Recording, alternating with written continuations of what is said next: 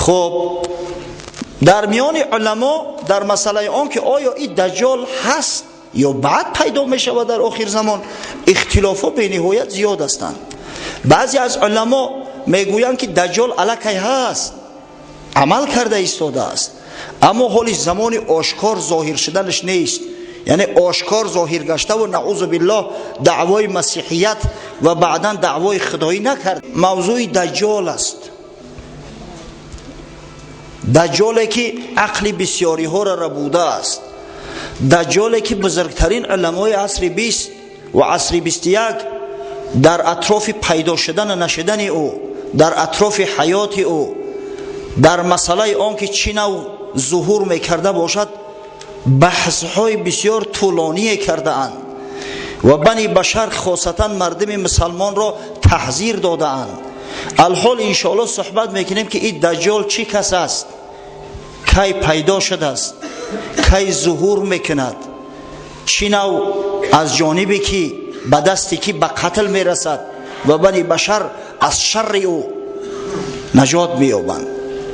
ببینید فتنه دجال به حد سخت است، به حد شدید است که رسول الله صلی الله علیه و سلم دعا میکردن پیوسته و ما و شما را تعلیم به دعا میدادند. اللهم انی اعوذ بک من فتنه المسیح الدجال. پروردگارا من به تو پناه میبرم از برای خود و از برای امت خود از شر فتنه دجال. چرا دجال پیامبر صلی الله علیه و سلم مسیح خوند؟ زیرا این دجال بدبخت دعوای مسیحیت نیز کرده است، میگوید من مسیح هستم، به زبان یهودی ها مشیخ. حالی با یهودی ها صحبت کنه اونا میگن ما منتظر همون مسیح هستیم، مسیحی که بنی اسرائیل پادشاهی تمام عصر زمان ها میکند و دنیا را فقط برای بنی اسرائیل آماده میکند. امروز ما برای پیشواز همون مسیح تمام سعی تلاش ها را به خرج داده ایستاده ایم. چرا مشیخ میگن؟ برای آنکه این بدبخت دجال دعوای مسیحیت نیز کرده است و متاسفانه این بنی اسرائیل که پیامبر محبوب خدا عیسی مسیح انکار کردند و با انکار عیسی مسیح و با پیغمبر کشیش و این بدبختا به غضب خدا گرفتار گشتند، تا هنوز را قبول ندارند. هنوز هم حضرت عیسی را همچون مسیح نمیدانند. نعوذ بالله هنوز هم حضرت عیسی را حرامزاده میگویند. از این خاطر اینا مغضوب علیه هستند. خدای تعالی در قرآن میگه که اینا مغضوب علیه هستند، به غضب خدا گرفتار شدگانند. از این خاطر پیامبر صلی الله علیه و سلم در وقت دعا از خدا التجا کرد که انی اعوذ بک من فتنه المسیح الدجال. با تو پناه میبرم از فتنه مسیح دجال، یعنی همون دجالی که دعوای مسیحیت میکند. خب این دجال چی کس است که پیامبر به این بزرگی، به این مرتبه، حبیب خدا، سرور و رهبر کائنات محمد مصطفی صلی الله علیه و سلم از شر او به پروردگار بزرگ خود پناه میبرد.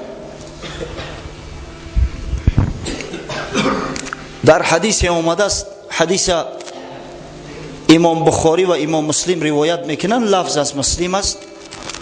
حضرت رسول الله صلی الله علیه و سلم بر روایت از انس ابن مالک فرمود ما من نبی الا وقد انذر امته الاعور الكذاب. هیچ پیغمبر در تاریخ بشر نگذشته است مگر اینکه امت خیش را از شر دجال که اعور کذاب است بیم خوف دادند. تمام پیغمبران، هر پیغمبری در تاریخ گذشته است از شر، از فتنه مسیح دجال قوم خود، مردم خود تعلیم داده است، ترس داده است که هش تو را در سر تو بگیره که بدبخت میبروید. الا انه اعور و ان ربکم لیس باعور. پیغمبر ما و شما را تحذیر میده، ما و شما را که عصرها بعدی حیات با سعادت آن پیامبر بزرگوار به دنیا میاییم که آگاه باشید که این دجال اعور است. این بدبخت یک چشمش نابینا هم بگیم میشود، کجم بگه می شود. یعنی که یک چشمش مثل انگوری که توفیعه هست، انگوری پژمرده شدگی، همه خیلی خشک شدگی هست. در صورت که پروردگار شما جمیل است، پروردگار شما بی نقصان است. و این بدبخت، این اشاره به چی است؟ یعنی همین بدبخت اعور یک زمان دعوای خدایی میکند و او امت قوم‌هایی که بعد پیدا میشوند و متاسفانه سواد ندارن، علم ندارن، او به سعادتایی که در نزد بت‌ها سجده میکنن، هم مبادا فراموش نکنه، مبادا فن نخره که خدای بزرگ شما سبحان است، بی نقصان است، جمیل است، در صورتی که بدبخت اعوره چشمش. مکتوب بین عینیه کافر، در میان ده چشمش ثبت شدگیه، در میان ده چشمش کافر. پیامبر ما را تحذیر میته. در زمان پیغمبر که پیدا میشد حضرت خودش بیان میکرد، همه را خودش میدونست، اما ما و شما را تحذیر داده است که اگر ما بود چنین شخص پیدا شد خشرو نگاه کنه. البته اگر مسلمان حقیقی باشد همه کلمه ها را در بین ده چشمش میخونه، کافر. جای دیگر از امام مسلم روایت شده است که پیامبر صلی الله علیه و سلم فرمود الدجال ممسوح العین، دجال ممسوح العین، یک چشمش آسیب دیدگی است. اعور العین الیمنا بروایت ابن عمر و اعور العین الیسرا بروایت حذیفه.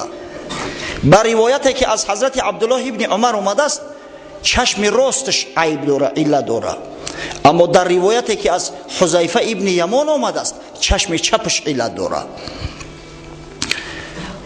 و مکتوب بین عینیه کافر ثم تحجاها کاف فا را، میگه در میان چشماش کافر نوشتگیه.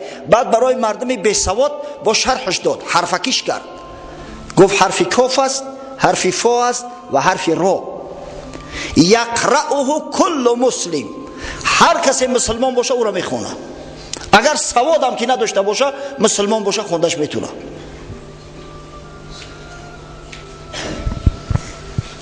خب در میان علما در مسئله آن که آیا این دجال هست یا بعد پیدا می شود در آخر زمان اختلافات به نهایت زیاد هستند. بعضی از علما میگویند که دجال الکی هست، عمل کرده ایستاده است، اما حالی زمان آشکار ظاهر شدنش نیست، یعنی آشکار ظاهر گشته و نعوذ بالله دعوای مسیحیت و بعدا دعوای خدایی نکرده است. بعضی دیگر میگن نه، دجال فرزند زمان خود است، در عصر خود، در زمان خود، اما قبل از وقوع قیامت تولد می شود. زیرا پیامبر صلی الله علیه و سلم او را جوان گفته است، گفته است انه شاب قطط، دجال یک جوان است، جوانی جنگلموی، موشای سرش مونه، ای شدید و جعده، موی سرش بسیار جنگله است، جوان است. در بعض روایات اومده است که جوانی 30 ساله است. پس میگن اگر تولد شده باشه بعد این چند ساله شده کی پیدا می شود، کی ظاهر می شود. یک عالم تحقیقات بسیار زیاد برده است. واقعا بزرگا گفتن اسم هر چیزی تا از دانا شنو، سر رمزی علم الاسما شنو. بعضی علمایی هستند که بر زم علم دانش خدای تعالی براشو ذکاوت داده است، عقل فراست داده است، بعضی چیزها را به همدیگر قیاس کرده و فکر عقیده شون هم میگن. یعنی که بر زم علم عقل هم دارن، زیرکی هم دارن، جهان بینیش هم وسیع است، وسیعتر میبینن، از همه چیز آگاهتر هستن. واقعا هم همین است در حیات. اگر ببینه دو پروفسور است، یک نفرش میبینی خیلی زیرکتر است نسبت دیگرش، اگر چند هر دوش در درجه علمی برابرن، پروفسورن، اما یکیش میبینی بسیار زیرک است، بسیار با فراست است، خوش صحبت است، در صورت یک نفر دیگرش بسیار احمق ابله است، با وجود یا که دعوای پروفسوری میکنن. زیرا که جهانبینی مردم از هم دیگر تفاوت دارد، عقل تفکر مردم از هم دیگر تفاوت دارند. در روی دنیا دو برگ به یک شکل یک صورت نیست.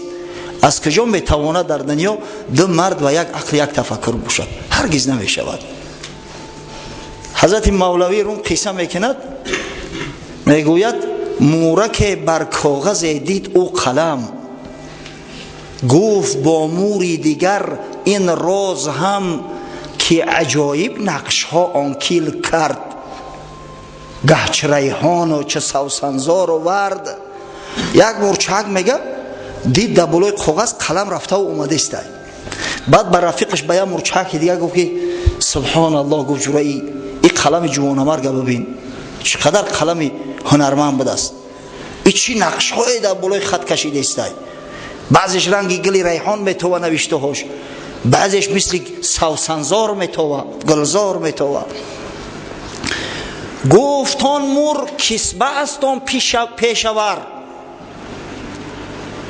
گفتان مور کسبه است آن پیشور. این قلم در فعل هست یعنی اثر. او مورچه دیگریش زیرکتر بود، گفت مردک چشماتا کلانتر بکشو، او چلیک نبینی قلم قپیده است، همون چلیک تاوش داده است، نباشه یک اثر بیش نیست که این قلم در فعل هست فرع اثر. این یک اسباب و یکون چیز دیگه نیست. این روزی سرش بتا میره و پش بزنه بلوتر نگاه که دست او چلیکی کارا کرده است. گفتان موری سوم که از بازو است، کسبه لاغر زیزورش نقش بست. یا مورچه دیگرش دورتر بده است، کشاتر میدیده است. یکو خدا کور تو کرده است، بالا را نگاه کنه آقا این مسکولش نمیبینه، دم کردگی برومدگی بازوش. اگر قوت یمون باشه این چلیک برده و آورده میتونه این قلمه همچنین میرفت بالا. یا مورچه دیگرش دورتر بده است، کشاتر میدیده است. گفت رو در قبر او کلای غوث بی ده چشمش باز کردگی نگه داره، همو اداره کرده است. نباشه این بازو هم یک چی است، یک اسباب است، از دست هیچ کار میآید. همچنین میرفت بالا تا یک مهتری موران فتن بود بیشک. گفت از صورت مبینید این هنر که به مرگ خواب گردد بی خبر. با یک نفر سردار شو بود است، وقتی دعوا و جنجال شو بسیار شد، گفت که شما هم بی سواد و جاهله، شما چیز از صورت نبینه. آخه این صورت که از دستش کار می اومد ببینه خوش میبره، مرده که دستش دراز میشوه، چشمای علش محکم میشوند، هش نداره، در بینیش ناس پرکنی ای خوب نمیخیزه. گفت از صورت مبینید این هنر کو به خواب و مرگ گردد بی خبر. این از صورت نیست میگه، صورت آمد چون لباس و چون عصا، صورت آمد چون لباس و چون عصا، جز به عقل و جان نباشد این فتا. همه این کارا را عقل میکنه، همه این کارا را جان میکنه که شما دیدش نمیتونه. اگر او انسان خدا عقلش نداده باشه، اگر جانش نداده باشه، هیچ وقت قدرت نداره که نه دست نه سر نه پنجه و نه قلم چیزی را از خود ثبت سازه. بی خبر از اینکه آن عقل و فؤاد بیز تقلیب خدا باشد جماد. به حضرت مولوی میگه که آخه بیچاره مورچه همین عقل داره، از کجا میفهمه که همون عقل او دانش او قلب به تقلیب پروردگار یک جسم منجمد است، از او هیچ فایده ای نیست. یک دم از وی عنایت برکند، عقل زیرک ابلهی ها میکند. اگر هم یک ذره به عنایت پروردگار مونه، عقل زیرک ها را ببینه چنان ابلهی های میکنه که دیگه از حساب میبروید. پس همه از جانب پروردگار است. از همین خاطر اگر بینیم که کسی عمیق‌تر دیده است چیزی را، حکم را عمیق‌تر نظر کرده است، بفهمه که همه به هدایت پروردگار است. یک برادر با نام محمد ابو صالح جمع‌بست کرده است آثار و آیات و احادیث را و به هم موافق کرده و با جریان تاریخ گذاریده عجیب یک حکم کرده است. واقعا این حکم پیشتر هم بود، اما با این شکل سفته در هیچ جا خوردگی نبودم. میگوید بیچاره مردم مسلمان، یهودی ها، نصرانی ها بحث میکنن که این یهود، این بدبختی دجال آیا تولد شده باشد، آیا باشد در حیات، در قید حیات هست یا نیست. در صورتی که دجال 3500 سال قبل از این تولد شده بود، 3500 سال قبل.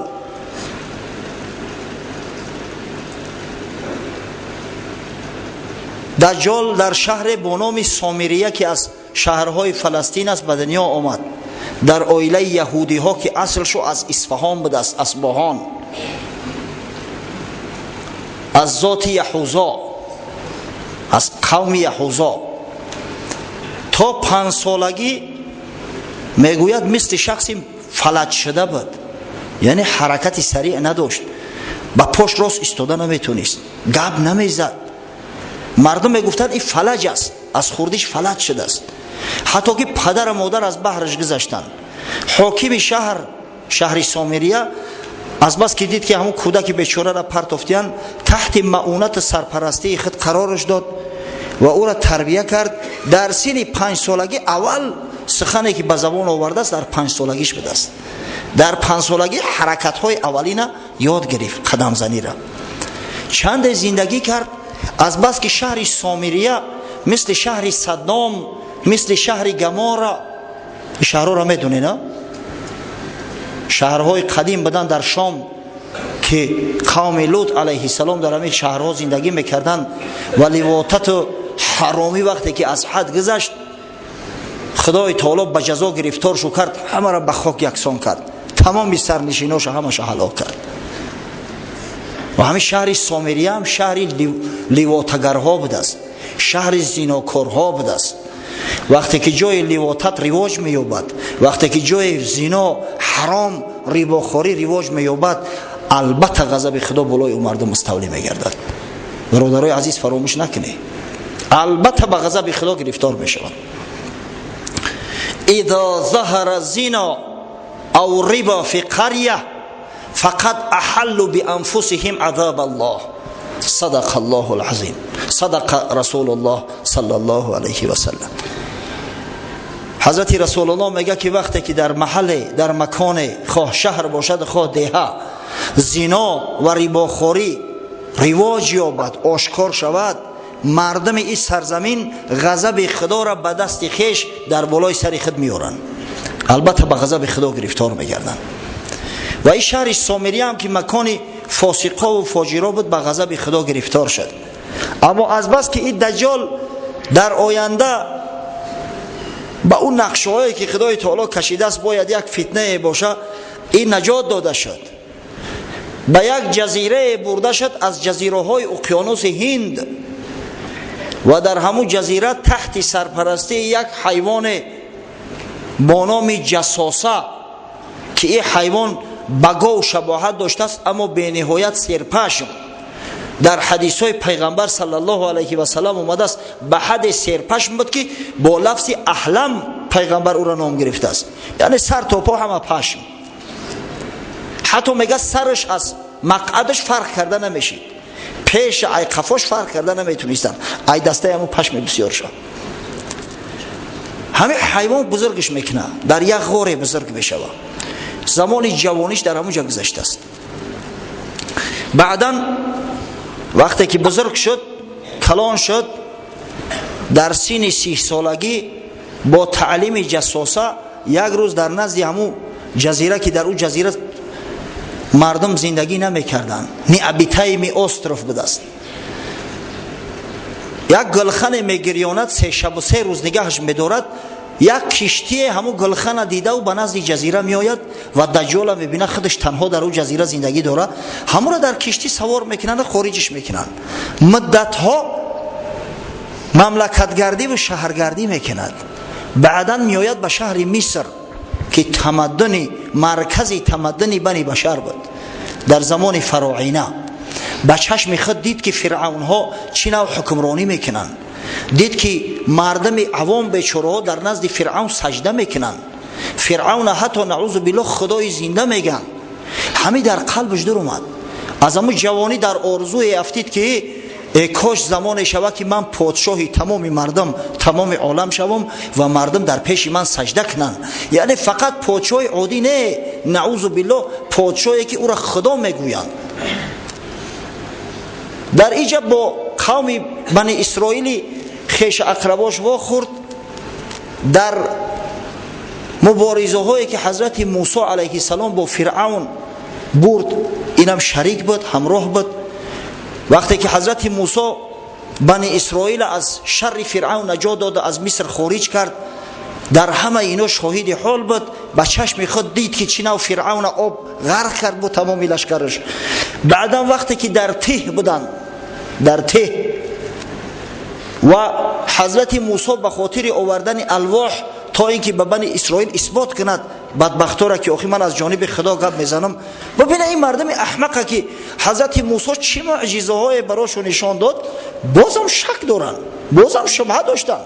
گفتن یا موسی اگر از نزد پروردگار برای ما چیزی نیاری ما سخنی ترا قبول نداریم.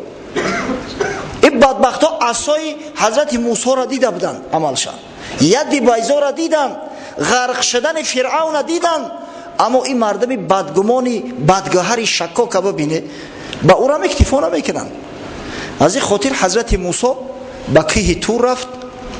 از نبودن حضرت موسی استفاده برده همین دجال به قول محمد ابو صالح که در قرآن با نام سامری یاد شده است، در سوره طه در 3 موضع نام سامری را خداوند ذکر کرده است. این سامری میگه همون دجال است. از نبودن حضرت موسی استفاده برده و تلاواری هایی که بنی اسرائیل از مصر آورده بودن، بعضیش به کارم به عمل حلال و بعضیش به حرام دزدی، همونا را جمع کرد، از دستشان گرفت، آب کرد و یک گوساله درست کرد. بار پایی که خداوندی حضرت جبرئیل دیده بود، از ایزی حضرت جبرئیل یک کف خاک گرفت و در داخل همون گوساله انداخت که وقت شمال میوزید از داخل همون گوساله یک صدای مثل باع خارج میشد. گفت ای مردم بنی اسرائیل، نعوذ بالله خدای موسی و خدای بنی اسرائیل همی است. از بس که موسی گوبش کرده است، فراموشش کرده است، این همی گمراه شده است، گشت است. نعوذ بالله در پیش همی سجده کنی. و این بنی اسرائیل که ببینه بسیار حساس هستند، بسیار حریص هستند به دنیا، به جواهرات، به مال و زر زیور. گوساله طلایی را دیدن که باع میگه، در پیشش سجده کردن. حضرت موسی آمد حتی حضرت موسی را خداوند خبر کرد که تو در اینجا بند هستی. گفت در صورتی که قوم تو گوساله پرست شدین. حضرت وقتی آمد احوال دید چنان به غضب آمد. حضرت موسی بسیار شخصی قوی بود و بسیار شخصی در دین متعصب بود و بسیار غضبناک بود. وقتی غضبش بالا میگرفت دیگه خش اداره کردن نمیتونست. هارون برادرش که اکش است، از خودش کلان است، از موی سر ریشش گرفت، تکانید، به زمین کشانید. گفت تو کجا را نگاه میکردی؟ من ترا برای چی مانده بودم در اینجا؟ وقتی که مردم گوساله پرست شدن، وقتی الله پرست و گوساله پرست و صورت پرست شدن، تو چی کار میکردی؟ حضرت هارون از این ظلم موسی به افاقه آمد. گفت یا ابن لا تأخذ بلحیتی ولا برأسی. ای پسر مادر، گفت از ریش سر، از موی سرم نگی، سرم تو عیبی من نیست. من ترسیدم که حاضر اگر اینا را جزا بدم تو میگوی در میان بنی اسرائیل تفریقه انداخت هارون در نبودن من. از این خاطر من اینا را کاردار نشیدم که خودت بیای حکم کنی. حضرت موسی سامری را صدا کرد. گفت چی کار کردی بدبخت؟ گفت یا موسی همون پای که من دیدم حضرت جبرئیل که به تو وحی می آورد، از بس که می دانستم پای که الهی است، از همون ایزی پاش اندک خاک گرفتم در داخل گوساله انداختم. گوساله صدا کرد. این مردم جاهل در پیشش سجده کردن. با وجود همه قدر غضبی که حضرت موسی داشت جزاش نداد. حضرت گفت فاسحب فإن لك في الحياة أن تقول لا مساس. گام شو گفت برا، تو در حیاتت گفت به هر چیزی که برخری لا مساس میگوی، یعنی به من نرس، و هر چیزی که ترا ببینن اونا رو هم لا مساس میگن که ما را به دستت نقب. و این عالم حکم میکنه. ببینه میگه حضرت موسی چرا این مرد که با شکنجه گرفتار نکرد؟ همون قومی که گوساله پرست شدن به غضب خدا گرفتار شدن، حضرت موسی امر کرد 70,000 نفرش به قتل رسید. 70,000 نفر. اما شخصی که سببگاری گوساله پرستی قوم شد، حضرت موسی گفت فاسحب، برا گفت پیش من. جزاش نداد. چرا؟ زیرا حضرت موسی میدونست که این دجال است. حضرت موسی که پیغمبر خدا است میدونست که قتل این به دست یک کس فقط واقع می شود، به دست حضرت عیسی. از این خاطر گفت برا. اگر حضرت موسی نمیدونست که این دجال است قولش میکن. این موسی است که با یک مشت در مصر یک نفر از قبطی ها را کشته بود. شما قصهش میدونید. این موسی هست که وقتی حضرت عزرائیل نزدش میآید که یا موسی اجلت رسیده است، من به خاطر قبض روحت آمدم، یک مشت میزنه حضرت عزرائیل. حتی در خبرها آمده است که چشمش آویزان میشه و حضرت عزرائیل. پس چرا این سامری را چیزی نگفت؟ زیرا میگه این همون دجال است. دجال که بود حضرت موسی گفت فاسحب، خارج شو، گم شو. بعد خارج شدن از نزد حضرت موسی ملک سرزمین های زیادی را تماشا کرد، با مردم آشنا شد، حیله و دسیسه ها را یاد گرفت. یکی از همون حیله و دسیسه ها تشکیل کردن گروه های مسانی. درباره مسانس که لاجا شما اطلاعات داره؟ میدونه مسان ها چی هستند؟ یعنی یک تشکیلات مخفی پنهانی که وقتی که نماینده هاش در او شرکت میکنن همدیگر را نمیشناسن، نقاب در رو کشیده میشینن در مجلس، فقط هم سردار شده دیگر را میشناسن. بار اول در تاریخ مسان ها را دجال تشکیل کرده است و همه گروه های مسانی در ابتدا از بنی اسرائیل ساخته شدند. دجال بنی اسرائیل قوم یهود را عسکر اساسی خود قرار داده است در مبارزه بر ضد بنی بشر، خاصتا مسلمانان. و همه گروه های مسانی مقصد اینا چی است؟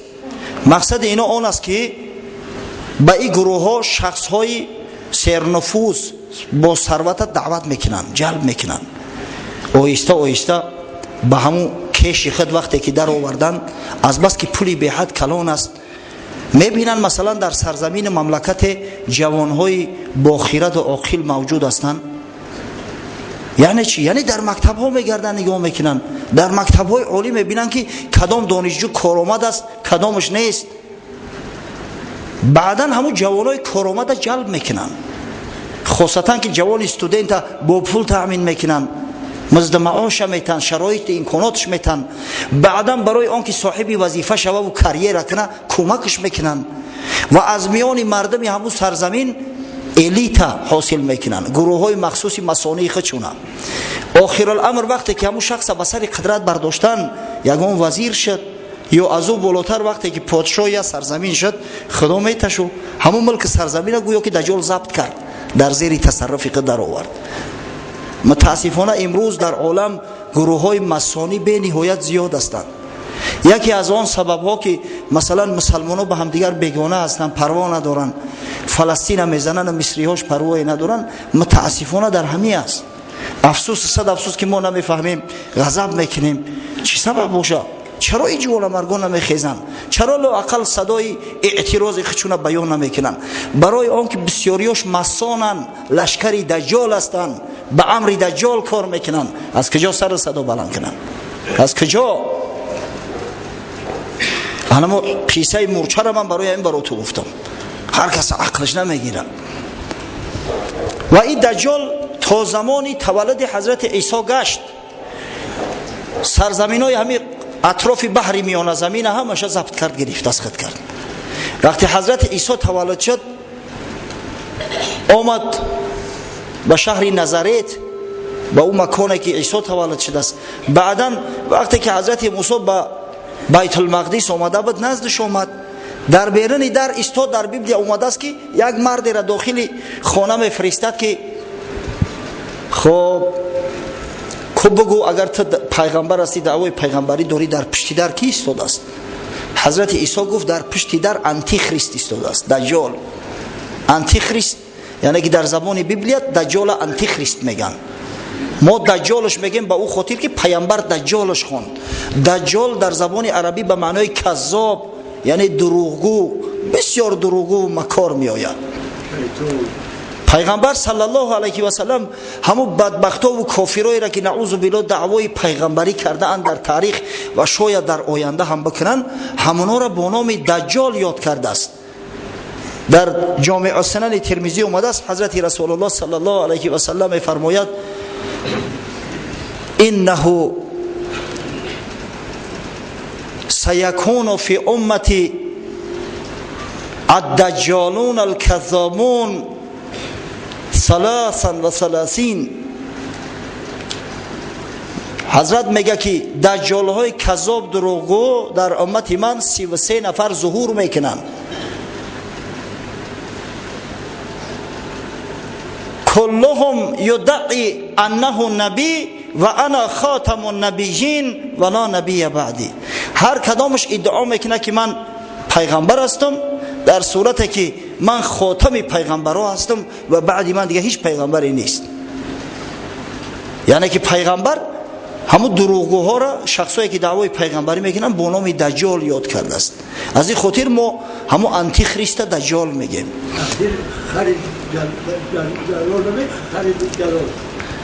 یا بابای حجی میگه که خرید دجال چی میشوه؟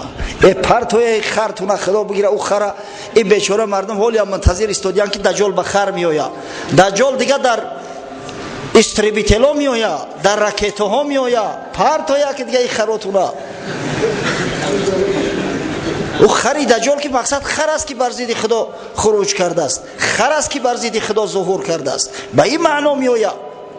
اما ببینید به حد مکار است بدبخت که قوم بنی اسرائیل که به چشم خود معجزه های حضرت موسی را دیدند، بنی اسرائیل که اکثر پیغمبرها از میان اونا خارج شدند، چی نوع گمراه و گوساله پرست کرد. پس ما و شما باید احتیاط باشیم. ببینید یک بدبختی به سعادت در خوجند ظهور کرد، یک به سواد جاهل، فامیل شریف بود والله اعلم، نعوذ بالله دعوای پیغمبری کرد. بعضی مردم او را با خانه هاشو دعوت میکردن که پیغمبر خدا به خانه ما تشریف بیار، نعوذ بالله. در عصر 2021 گفت موسی با یک مرد خیال که بدندش از شقاوت و زلال، صد گمانت بود در پیغمبریم، با چنین برهان این خلقی کریم، 100,000 معجزه دیدی زمن، 100 گمانت می فزود و شک زن. حضرت موسی وقتی غضبش کرد، یک نفر از بنی اسرائیل از یوخش گرفت که آخه لعنت خدا بر تو، گفت ای ملعون کافر، آخه تو در پیغمبری من شک داشتی، اینقدر معجزه ها را از من دیدی، هر کدامش با تنقید و با شک شبهه از مینه سرت میگذروندی. بانگ زد گوساله از جادویی، سجده کردی که خدای من تویی. اخوانه سوخته یک گوساله، یک ساحر جادوگر با گفت تو در پیشش سجده کردی. چه نبودی بدگمان در حق او؟ چه نکردی شک کنون ای زیشت خو؟ او چرا تو در حق او بدگمان نشدی؟ که شاید اون حیله باشه. برو چی در سر تا در پیش یک بت گذاریدی؟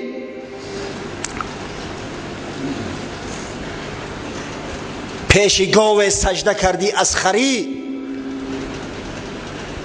کرد گشت عقلت صید سحری سامری. سامری خود کی باشد ای سگان، که خدای برتراشه در جهان.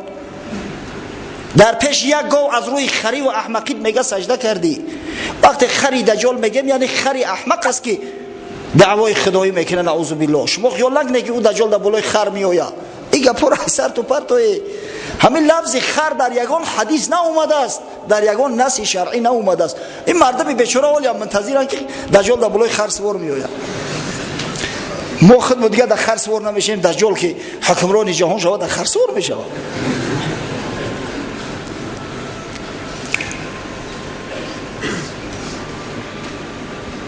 گاوی زرین بانگ کرد آخر چی گفت؟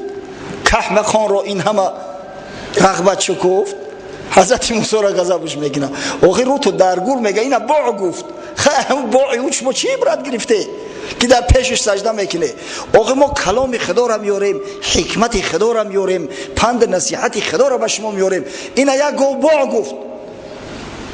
چی گفت است که این قدر شما خر شده در پیشش سجده میکنه؟ ولی متاسفانه یک گروه در بین ما پیدا شده است، دعوای تصوف عرفان میکنن و به حد جاهل هستند که به قبر پرستی مبتلا گشتیان، قبر پرست شدیان، خدا پرستا قبر پرست شدیان، مسجد روها قبرستان رو شدیان. افسوس صد افسوس. و دلیلشو چی است؟ میگن شیخای ما و پیرای ما دلشون میلرزونن. کش ما دلتون بلرزونه. یک نفرش گفتم خدا جان تماس کنه، رقاصه ها تمام اعضای بدنشون رو میلرزونن. حیفین دین. بعد همون رقاصه ها رو هم پیر میگیره، شما شیخ میگیره. اوه ای سر تمون به عقلای به فراست.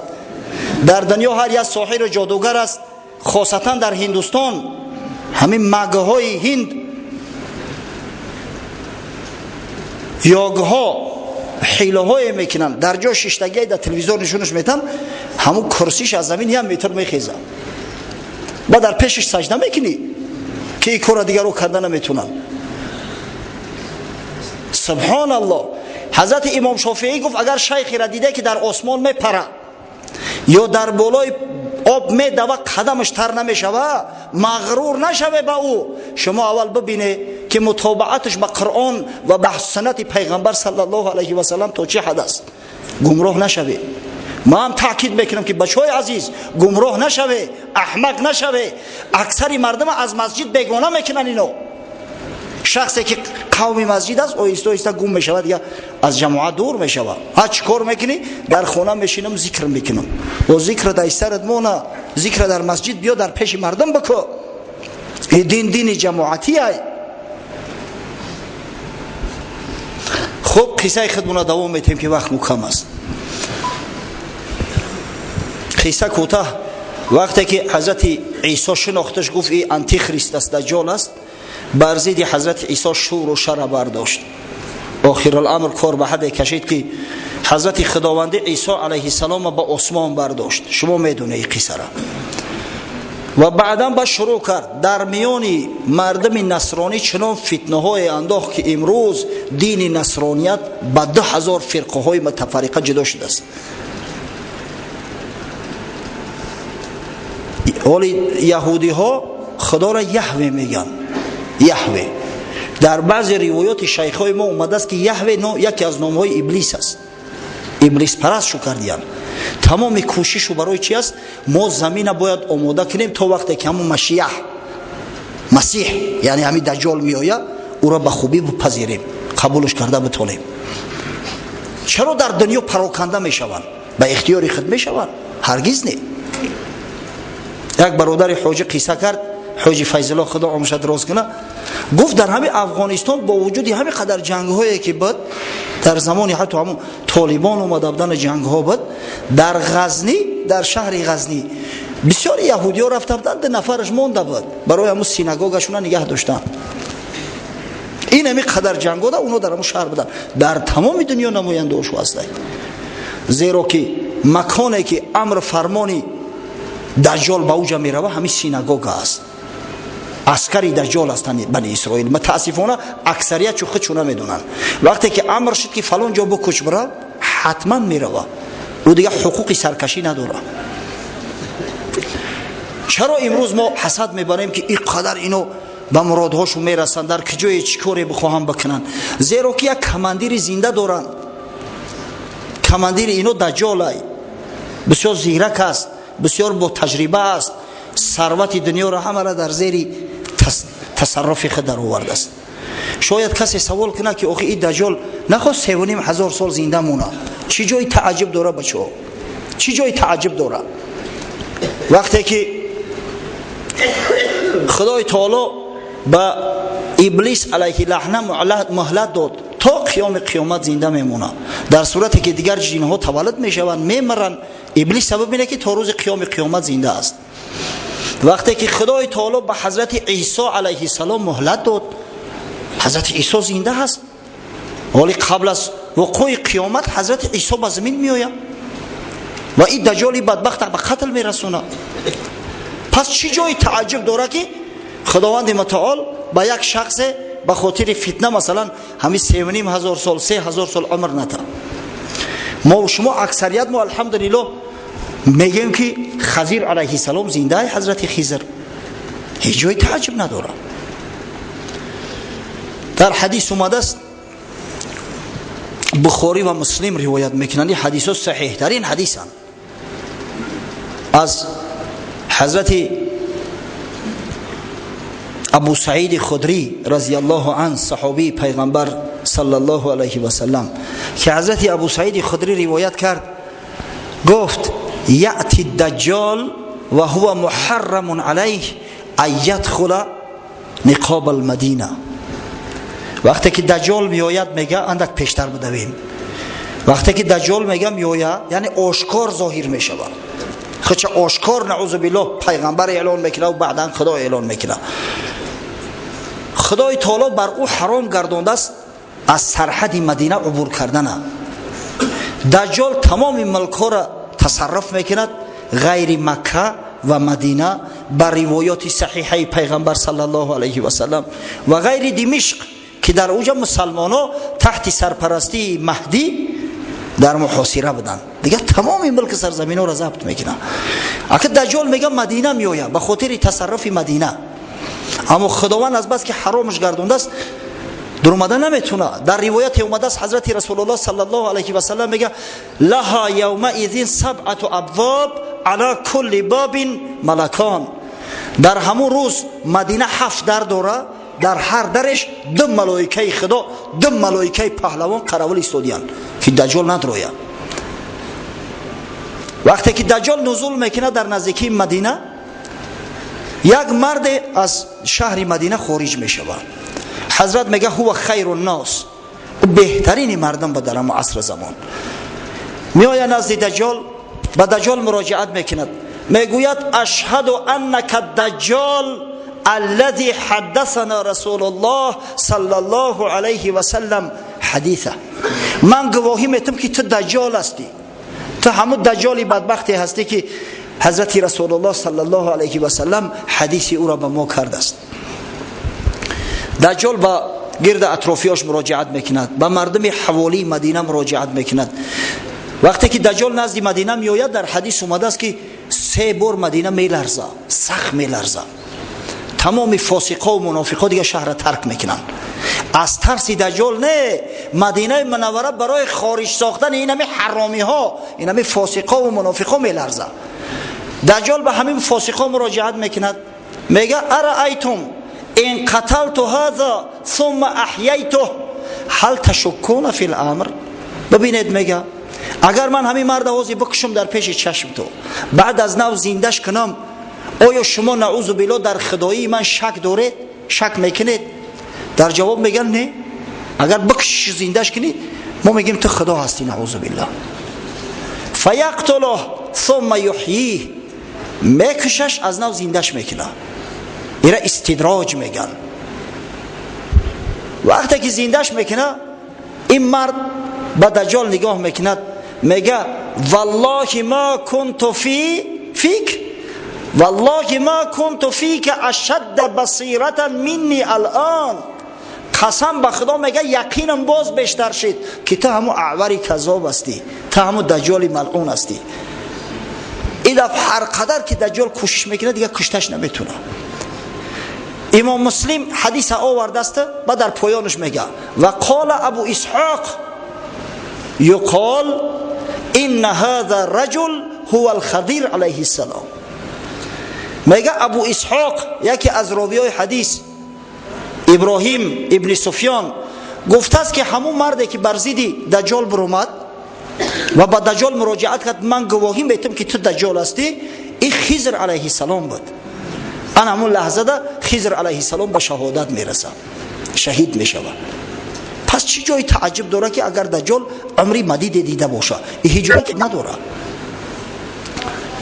خب قصه کوتاه،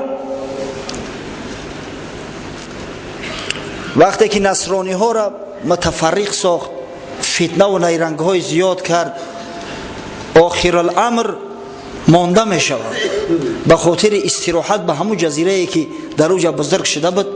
کشتی سفر بر کرده و می رود. وقتی در ساحل فرمد کشتی ها رخصت میکند، خود می آید که جاسوسا همراه 20 نفر ملائک خدا که به صورت آدم ایستاده بودند با زنجیرهای بسیار غوث منتظرشان، از دست پاش میگیرند، در همون غاری که تولد شده بود در همونجا زنجیر بندش میکنند، میبندنش. این ساعت تولد حبیب خدا محمد مصطفی صلی الله علیه و سلم بود. حضرت در همون وقت تولد شده است. مدت 63 سال دجال زنجیربند بود. امام مسلم در صحیح خود، مسلم ها میدونه نه بچه ها، انشاءالله قوم مسجد ما خوب میدونن، صحیح مسلم در پهلوی صحیح بخاری است. صحیح ترین کتاب ها بعد قرآن عظیم شان حساب میکنن. این کتاب هایی هستند که در اینو یگان حدیث ضعیف نیست.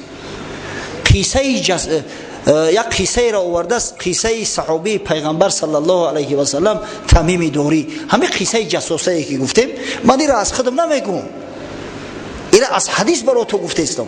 با گمان نکنه که همین فانتزیاش کرد رو آورده و از خودش چیزی لق داره. منبر پیغمبر صلی الله علیه و سلم جای افسانه گویی نیست برادرای عزیز. یکی از صحابه پیغمبر با نام تمیم داری که اصلش از فلسطین است، حتی میگن که زاهد فلسطین و اردن بوده است، بسیار شخصی بزرگ بود. این سردار نصرانی ها بود، یک کشیش بزرگ بود. سال 9 هجری میوه مسلمان میشود و در نزد پیغمبر صلی الله علیه و سلم قصهش میکنه. در حدیثی در صحیح مسلم اومده است که فاطمه بنت قیس رضی الله عنها روایت میکند، بار میگه نماز خواندیم در مسجد نشسته بودیم، پیغمبر خدا صلی الله علیه و سلم امر کرد همه را که در جهاتو بشینه، الا مصلاکم، هیچ که گفت از جاش تکان نخوره. بعد حضرت میگه بالای منبر برآمد، تبسم کرد، گفت میدونی برای چی من تو کردم؟ اینا برادر مو تمیم داری مسلمان شد، سال 9 هجرت بود و این برای من یک قصه را کرد، یعنی همون چیزی را که من برای شما تحذیر میدادم همون را این با چشماش دیده است و ثبوتش برای شما بازم بیشتر و زاییدتر می شود. و قصه کرد. تمیم داری میگوید در کشتی نشسته بودیم، سیری بحر داشتیم، ناخواست دریا طوفانی شد، کشتی من دیگر رهگم زد. وقتی که صبح شد و طوفان قرار گرفت، دیدیم که در نزدیکی یک جزیره هستیم. همون زورقی که در پهلوی کشتی است، زورق گرفتیم، در زورق سوار به جزیره خارج شدیم. کشتی های کلون به جزیره نزدیک نمیشوند، شما میدونید نه؟ اگر پورت نباشه، زیرا که خوف اون است که یک خرسنگ کلون است در زیر آب، اگر در خرسنگ بزنه کشتی و زیرش سوراخ شود تمام، او کشتی از کار میبروید، سرنشیناش غرق میشوند. از همین خاطر کشتی در بین بحر لنگر میپرتوید، در همون جایی که مثلا چقر است بعدا در زورق ها سوار میبرویند. در زورق سوار میگه خارج شدیم به جزیره، یک حیوان آمد بسیار پشمینه، حتی میگه سرش از قفاش فرق نمیکردیم که کدام طرفش سرای کدام طرفش قفا، وقتی خم شده و علف میچری. حیران شدیم، گفتیم سبحان الله این چی هیکلی مهیبه. نخواست به زبان در اومد، گفت شما کی هستی؟ به زبان انسانی میگه، در جواب گفتیم ما یک قومی از عرب هستیم. تو کی هستی؟ با فکرم گفتیم تو شیطانی. نخو گو گپ زنه. گفت شما به همین غار داخل شوه، در داخل این غار یک شخصی هست بسیار احتیاج به صحبت شما داره. ما از یک طرف ترسان که این شیطان نباشه یگان زیان ما برسونه، از طرف دیگر وقتی که این سخن شنیدیم بسیار میل رغبت ما بیدار شد. از این خاطر به غار میگه رفتیم، دیدیم یک شخص بسیار موی سری جنگیله داره، یک چشمش اعور با زنجیرها بسته شدگی در دیوار. نزدش آمدیم، گفت شما چی کسید؟ گفتیم ما یک قوم از عرب هستیم، از بنی لخم و بنی جذام. میگه سوال کرد که شما را به خدا قسم نخلستان بیسان آیا هست؟ گفتیم بله هست. گفت ولی خشک نشدین خرمهاش؟ گفتیم نه. گفت تا زمان او نخلستان خشک نشود من آزاد نمیشم. سوال کرد از یک بحر دیگر، بحیره، از یک حوض دیگر که آیا آبش خشک نشده است؟ گفتیم نه، آبش جاری است. از یک چشمه دیگه سوال میکرد، گفتیم الحمدلله مردم از آبش استعمال میکنن. بعد گفت پیغمبر آخر زمان برآمد؟ گفتیم بله. افسوس صد افسوس وقت بود تنگ است، یعنی من کلمه های حدیث براتون میگفتم خیلی راحت میکرده. گفت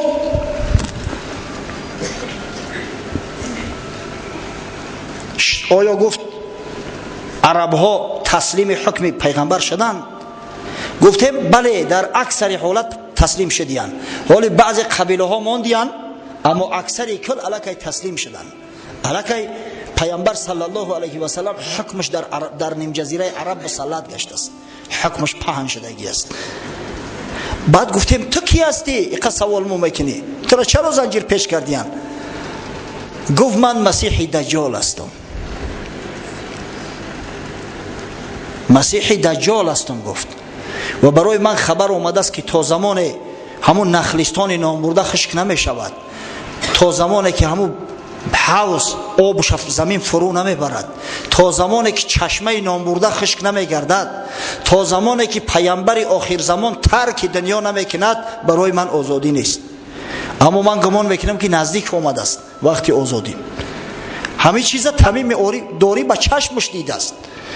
نزد پیغمبر صلی الله علیه و سلم اومد، همین را قصه کرد و حضرت رسول الله صلی الله علیه و سلم از بالای منبر این را بیان کرد. پس من به همون شخصای مراجعت میکنم که میگن که دجال هنوز تولد نشده است. هی برادر از خواب غفلت بخیزی. و پیغمبر تمیم داری را نگفت که تو دروغ میگویی حالی دجال تولد نشده است، نه، گپی تمیم تصدیق کرد. پیغمبر خدا از بالای منبر به مردم بیان کرد، مردم تحذیر داد که هشتونه در سر تو بگیره. و با او کسایی که تو حاضر بیچاره گمان میکنن که دجال در بالای خر سوار می آید و بعد یک تلویزور در دست شی من میگه که اگر پدر و مادر تا نشان بتم نعوذ بالله بگن که همین خدا از قبول میکنه، در جواب مردم بیچاره میگفتیم بله. بعد تلویزور را کلوچات میکرد است ای بلوی خر. بعد صورت پدرش هم مردک میدیده است که میگفت است که بچم نعوذ بالله همین خدای در پیشش تعظیم که او زمانو برفتم. این مردم عصر 21 در زندگی میکنه. در یگان حدیثی که پونه اومده است، در یگان نصی شرعی ناومده است که دجال در خر سوار می آید، در یگان نصی شرعی ناومده است که تلویزور در تای کشش می آید. برعکس شیطان ها در خدمت چند. متاسفانه این هفته ما گپ تمام کرده نتونستیم، هفته آینده به اتمامش میرسونیم. من با شما صحبت میکنم که چه خیلی بین دجال و بین شیطان ملعون شرطنامه امضا شده است، یا همکار هستند، هم پیمان هستند. شیطانا در خدمت دجال هستند و همون شیطان امر میکنه به شکل صورت پدری اعرابی بیچاره میشود. در حدیث اومده است. بعد میگه بچه جان نعوذ بالله همین خدای عبادتش کن. مردم بین این شکل بین این نمود گمراه میکنن. از این خاطر این دجال به قول اصح هست. علمای بزرگ عصر 20 از جمله بدیع الزمان سید نورسی تأکید میکنه که دجال هست. علمای حتی زمانوی، علمای مسلمانی که به علوم دقیق سر کار دارن مثل هارون یحیی یا قصه نویس نیستن، اینو پوست رمان نمی نویسن، اینو معلمای متماتیک و خیمیا و فیزیکان. هارون یحیی حتی در اینترنت چاپ کرده است که آیا همین دجال پیدا شده است یا نه. بله میگه این دجال هست، دجال عمل کرده است. از همین خاطر برادرای عزیز احتیاط کنید. همه همین فتنه هایی که در جامعه برپا می شود همه به وسوسه و به دسیسه شیطان است. در مقابل ما دشمن بسیار خطرناک ایستاده است، دشمنی که سرور سرکرده آن دجال هست که تا وقت وقوع قیامت نمیمره. دشمن سردار دارد که بسیار تجربه ناک است، او انسان عادی نیست مثل ما و شما، تجربه 3,500 ساله داره و همین بدبخت در مقابل امت محمد صلی الله علیه و سلم ایستاده است و در شرطنامه‌ای که با همراه ابلیس امضا میکنن پونکت اولش همی است که امت محمد صلی الله علیه و سلم بالکل از روی زمین نیست کرده شود. نعوذ بالله. پس یگانه علاج مبارزه بر ضد این دجال ملعون و لشکر بدبخت و بدتالی آن اتحاد ما و شما است. چنگ زدن ما و شما بر ریسمان اعلا، به قرآن عظیم الشأن و به احادیث پیامبر صلی الله علیه و سلم و به شرایع، به مقصد به روایات و به آثار بزرگان ما هست. اگر همین کار نکردیم شیطان ملعون همراه این رفیقش دجال میتونه که ما را پراکنده کند. برای کاری بسیار لازم نیست. مسلمان به مسلمان جنگ میدازد، ثمرش استفاده بردن می. متاسفانه وقت تمام شد، دعا میکنیم که پروردگارا از شر دجال ملعون که حبیبت محمد صلی الله علیه و سلم این امت تحذیر میداد و به تو پناه میبرد، ما پناه میبریم زیرا ما عاجز هستیم. خدایا خداوند قدمانمون راسخ و استوار در اسلام بزرگ بدار. خداوند نگذار که این دجال با لشکر منفورش مردم مسلمان گمراه سازد. پروردگار عاقبت کارمون به خیر انجام ده و اسلام عزیز در سراسر عالم منتشر و پیروز گردان. اللهم انا نعوذ بک من الكفر والفقر. اللهم انا نعوذ بك من عذاب القبر وفتنة القبر. اللهم انا نعوذ بك من فتنة المسيح الدجال برحمتك يا ارحم.